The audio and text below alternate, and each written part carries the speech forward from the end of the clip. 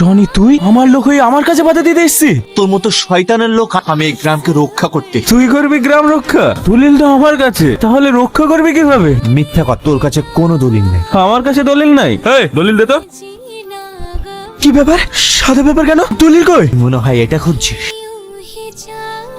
আপনারা সবাই দলিল পেয়ে গেছেন, এবার আমি কলকাতায় ফিরে যাব। বুবু, আমরা না জেনে চাচা চাচি তোমাকে অনেক অপমান করেছি, আমাদেরকে ক্ষমা করে দিও বুবু। না বোন, এতে তোর কোনো দোষ নেই, সবই আমাদের কপাল। আরে হ্যাঁ, আমি আপনাদের সঙ্গে যে অন্যায় করেছি আমি জানি তার কোনো ক্ষমা হবে না, তবু আপনারা যদি পারেন আমাকে ক্ষমা করে দিন। না না ভাই, আমরা তো কিছু না জানি তোমার গায়ে হাত তুলেছি, কিছু মনে করো না ভাই। আরে না ভাই, আমি কিছু মনে করিনি, ওটা ছিল আমার পাপের ফল। আপনারা সবাই ভালো থাকেন, আমি আসছি। দাঁড়াও টনি, আজ তুমি এই গ্রামের জমি জায়গা সবকিছু আমাদের হাতে ফিরিয়ে দিয়েছো। এই মেয়েটা যে পাগলের মতো তোমাকে ভালোবাসে, ওর কি হবে? দেখেন চাচা, আমিও ওকে অনেক ভালোবাসি, কিন্তু আবার কিন্তু কিসের? তাহলে তো হয়ে গেল।